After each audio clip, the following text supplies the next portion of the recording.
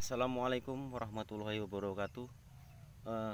Ketemu kembali sahabat petani. Kali ini saya akan memberikan penjelasan berapa sih kebutuhan air yang dibutuhkan pada bibitan kelapa sawit yang umum yang harus dibutuhkan pada bibitan kelapa sawit seperti ini. Ini yang di depan saya ini adalah tanaman main nursery. Kalau prediksi umur ini sudah memasuki umur 5 bulan dari PN dan sampai sekarang juga pindah ke main nursery. Jadi dalam pada masa proses untuk melakukan pertumbuhan yang baik pada tanaman kelapa sawit ini juga dibutuhkan air yang cukup. Air yang cukup dalam hal untuk pertumbuhan tanaman kelapa sawit ini. Nah, saya lihat ini adalah bibit tanaman kelapa sawit yang akan mengalami proses pecah daun. Nah, seperti ini adalah bibit yang sudah pecah daun. Kayak tadi saya sampaikan, bibit ini paling berukuran adalah umurnya 5 bulan sampai 6 bulan. Jadi kalau petani ada rencana pengen membuat bibitan kelapa sawit, syaratnya apa saja dulu? Yang pertama harus dekat dengan sumber air. Bau itu pun waduk ataupun sumur bor, yang penting dalam kebutuhan untuk penyiraman tidak kurang. Yang kedua apa? Areal wadah pembibitan kelapa sawit harus rata.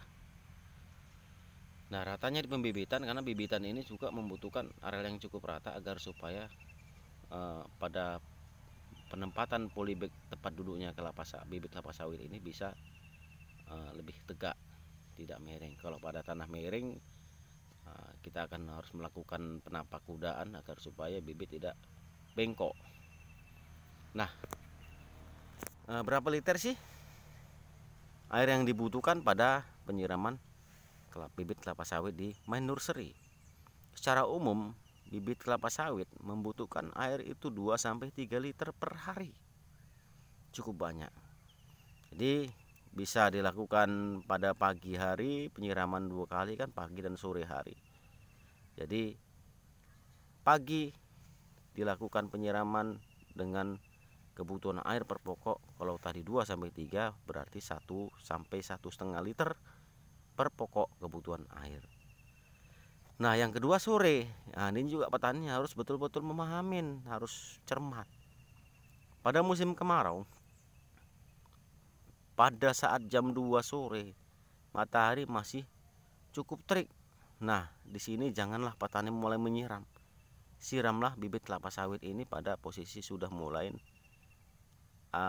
tidak terlampau panas, artinya jam-jam 3 lewat 3:30-4. Nah, barulah dilakukan penyiraman. Kenapa? Karena pada posisi terik bisa jadi tanaman kelapa sawit ini dia akan mengalami stres. Kenapa? Air juga yang kita siramkan dengan posisi yang curah hujan, terik panas itu juga tidak baik. Makanya dilakukan penyiraman pada kondisi yang agak tidak terlampau panas pada sinar matahari. Jadi tadi saya sudah sampaikan kebutuhan air pada penyiraman ini adalah 2-3 liter.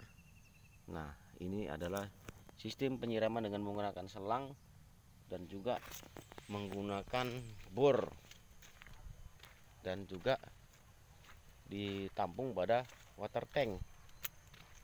Bisa juga menggunakan pada petani kelas yang memiliki areal bibitan yang lebih, bisa menggunakan waduk dengan mesin hisap ataupun mesin dompeng yang biasa digunakan untuk penyaluran. Dan yang ketiga juga bisa menggunakan sprinkle nanti digantung yang seperti kincir air yang setinggi dipasang 2 meter. Itu juga bisa dilakukan dalam penyiraman. Yang ketiga juga bisa sistem menggunakan penyiraman menggunakan sumai Samsung. Jadi pipa plastik dipasang manjang, jarak antara 2 atau 3 baris. Jadi banyak sekarang sistem penyiraman pada pembibitan kelapa sawit dengan kemajunya teknologi agar supaya menghemat tenaga. Karena biasanya umumnya kalau dengan tenaga siram manual dengan menggunakan selang itu satu orangnya berkisar antara 2.500 sampai 3.000 pokok yang harus disiram untuk satu orang. Jadi banyak, cukup memakan tenaga dalam hal penyiraman. Ini adalah bibit dari PPKS, bibit PPKS yang digunakan bersertifikat. Kalau petani membuat usaha pembibitan, pada umumnya untungnya lumayan, tapi juga kita harus paham dalam hal budidaya kelapa sawit pada saat proses pembibitannya. Ini saja yang dapat saya sampaikan. Mudah-mudahan petani mengerti berapa sih kebutuhan air yang dibutuhkan pada tanaman kelapa sawit ini.